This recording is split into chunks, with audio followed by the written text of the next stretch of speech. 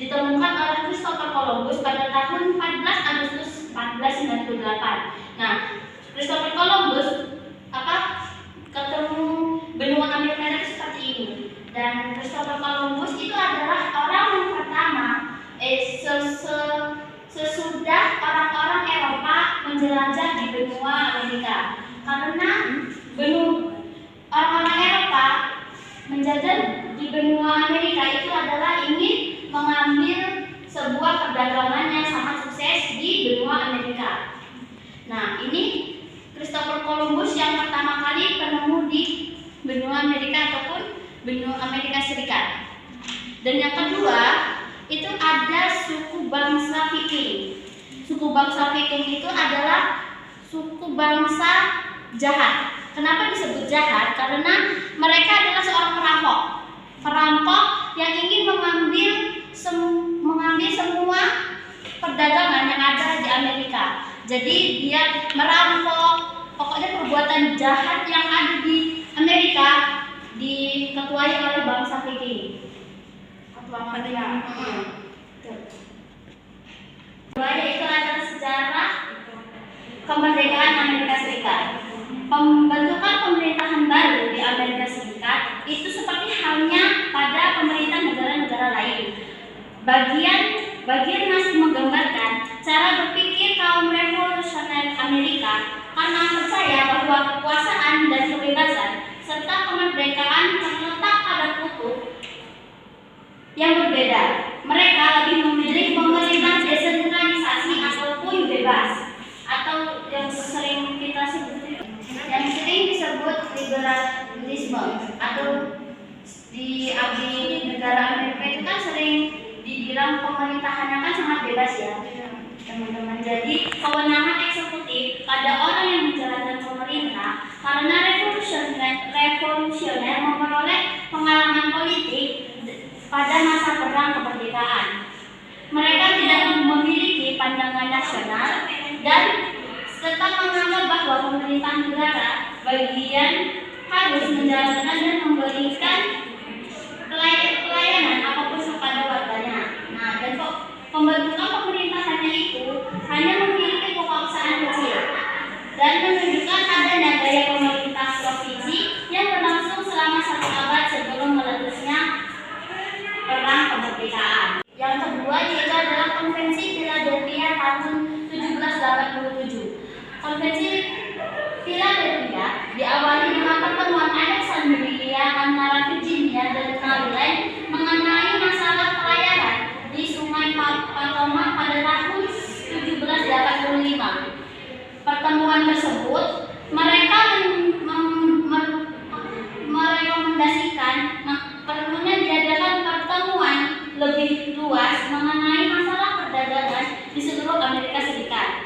Dan pada tahun 1786 diselenggarakan konferensi Annapolis dan menyepakati usulan Alexander Hamilton untuk mengadakan konvensi Philadelphia yang dihadiri oleh semua negara lainnya. Yang ketiga ada Konstitusi Amerika Serikat. Konstitusi Amerika Serikat itu dihasilkan oleh konvensi tersebut dan menjamin 2 majelis, yaitu eksekutif dan lembaga pengadilan yang mandiri. Konstitusi juga menjamin Kongres yang mengesahkan pajak, mengatur perdagangan luar, keuangan, bagian mencetak dan meminjam uang, dan membangun anggaran bersenjata, menyatakan perang dan membangun sistem pos. Nah, dan mengeluarkan undang-undang yang diperlukan untuk pendelegasian kewenangan.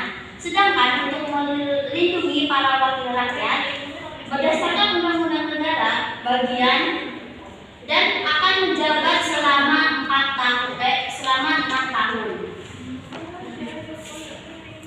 Yang kedua yaitu adalah kerjasama Indonesia dengan Amerika. Yang pertama itu ada kerjasama Amerika Serikat dan Indonesia pada masa Orde Lama. Pada masa Orde Lama itu berakhirnya agresi militer Belanda II menjadi titik awal diakuinya kemerdekaan Indonesia di mata Barat, termasuk Amerika Serikat melalui surat yang dikirimkan oleh Harry Truman pada tanggal 20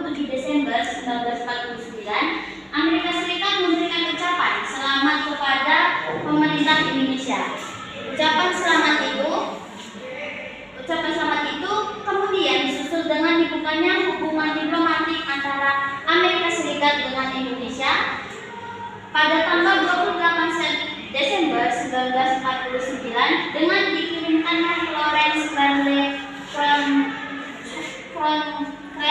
sebagai duta besar pertama di Indonesia. Materi kedua yaitu adalah hubungan Australia dengan Indonesia. Dan di sini seperti saya pertama akan menjelaskan materi penemu benua Australia. Nah, benua Australia itu benua yang paling kecil, teman-teman. Sejarah ditemukannya itu adalah pada tahun 1606, orang Belanda yang bernama William James menemukan teluk yang paling utara disebut Teluk Carpentaria. Terus pada tahun 1644, orang Belanda yang bernama Abel Tasman menemukan Tasmania dan Selandia Baru. Pada tahun 1770 juga orang Inggris yang bernama James Cook itu mendarat ke pantai timur yang tanahnya itu lebih baik dan mengetahui bahwa Selandia Baru merupakan dua buah pulau. Nah, benua Australia itu terbagi menjadi 5 bagian, yaitu yang pertama ada Australia bagian. Materi kedua yaitu adalah hubungan Australia dengan Indonesia. Dan di sini seperti saya pertama akan menjelaskan materi penemu benua Australia. Nah, benua Australia itu benua yang paling kecil, teman-teman. Sejarah ditemukannya itu adalah pada tahun 1606, orang Belanda yang bernama William James menemukan teluk yang paling utara disebut Teluk Carpentaria. Terus pada tahun 1644, orang Belanda yang bernama Abel Tasman menemukan Tasmania dan Selandia Baru. Pada tahun 1770 juga orang Inggris yang bernama James Cook itu mendarat ke pantai timur yang tanahnya itu lebih baik dan mengetahui bahwa Selandia Baru merupakan dua buah pulau. Nah, benua Australia itu terbagi menjadi 5 bagian, yaitu yang pertama ada Australia bagian selatan, bagian timur, bagian barat, bagian utara, dan bagian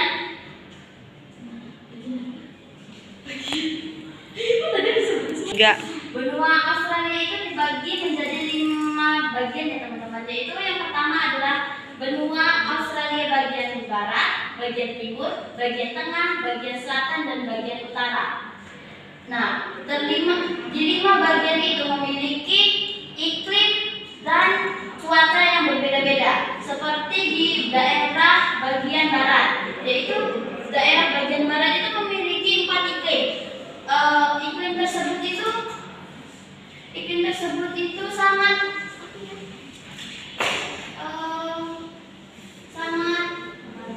kalau cuacanya iklim tersebut itu sangat ekstrim, di atas rata-rata dari bagian 5 benua tersebut. Ya. Dan yang kedua, bangsa asli Australia. Apa sih bangsa asli Australia yang teman-teman tahu? Aborigin. Nah, aborigin. Ini ya. Ini hanya ilustrasi buat gambarnya saja ya. Nah, bangsa aborigin itu adalah asli dari benua Australia dan dari kepulauan sekitarnya juga mencakup Tasmania dan kepulauan Selat Torres. Kata aborigin dalam bahasa Inggris berarti mempunyai arti penduduk atau asli penduduk pribumi dan mulai digunakan sejak abad 17 dan mengacu pada penduduk asli Australia itu. Nah, ciri-cirinya tuh bisa dilihat ya teman-teman. Ini ilustrasinya. Nah, dia tuh berkulit putih, berbulu, berambut ikal atau keriting, dan juga dia bentuk kepalanya itu berbeda. Kalau yang lain itu kan seperti entah bulat, entah runtuh. Nah, dia itu berbentuk ini rahang mukanya ini beda. Karena dia itu benar-benar asli suku sana. Jadi itu beda dari suku-suku yang lain. Kan kalau kita tahu kan suku yang lain itu kan kulitnya warna hitam ataupun rambutnya ikal, tapi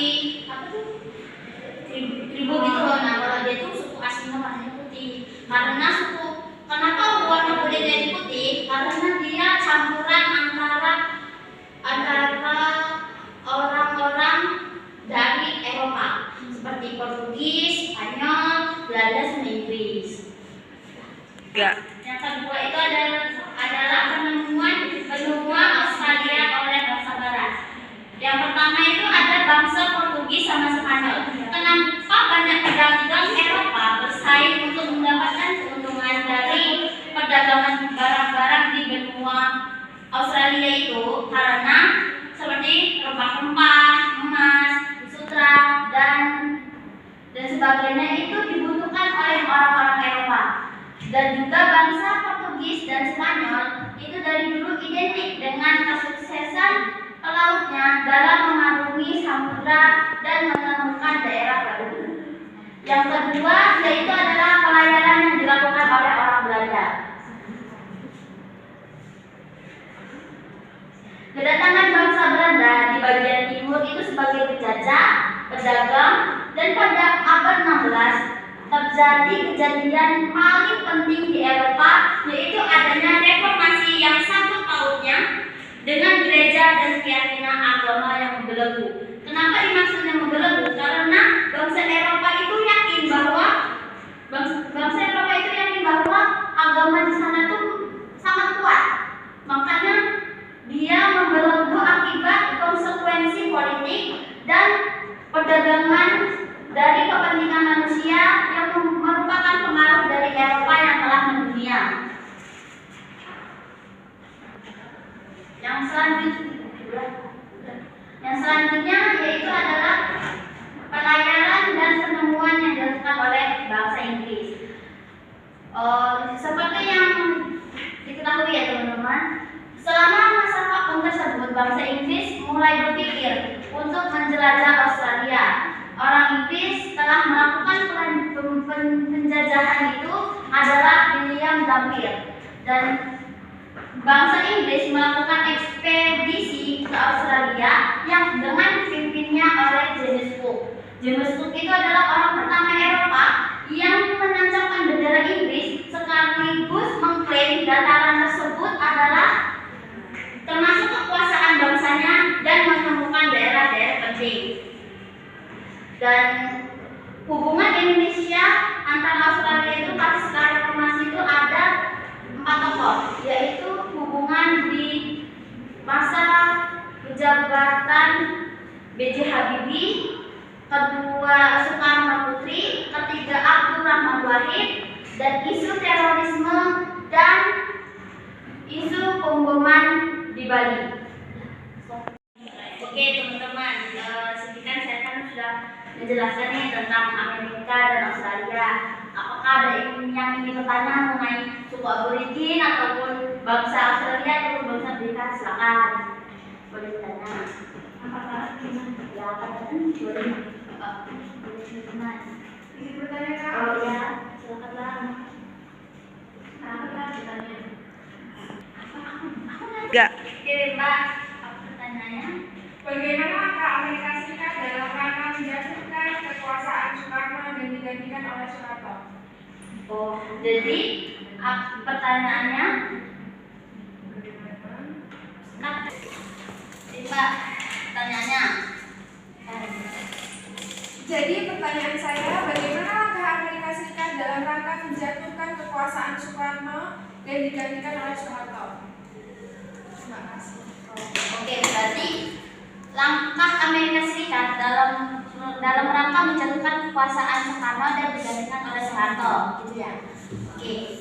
Nah, baik Mbak, di sini saya akan menjawab pertanyaan dari Mbak Yunita, yaitu kaitannya bagaimana langkah Amerika Serikat dalam rangka menjatuhkan kekuasaan Soekarno dan digantikan oleh Soeharto. Begini.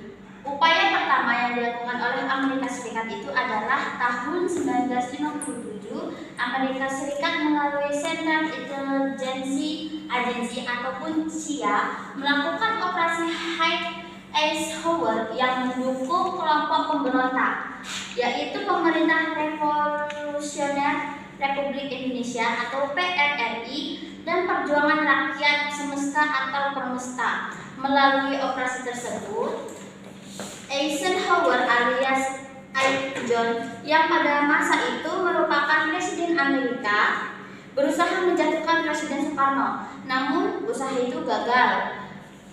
Jatuhnya kelompok pemberontak tersebut di bawah operasi gabungan, Soekarno pada upaya kedua berhasil menjatuhkan kekuasaan Soekarno melalui konspirasi antara Soekarno dan Sia pada peristiwa 30 PKI pada tanggal 30 September 1960. Bagaimana Mbak? Apa sudah cukup ataupun ada ini ditanyakan lagi?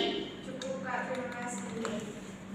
Baik teman-teman, terima kasih sudah mendengarkan dan sudah membahas materi Amerika dengan Australia. Saya Putri Salsabila, banyak-banyak terima kasih. Mohon maaf apa ada kekurangan yang saya sampaikan. Terima kasih. Wassalamualaikum warahmatullahi wabarakatuh.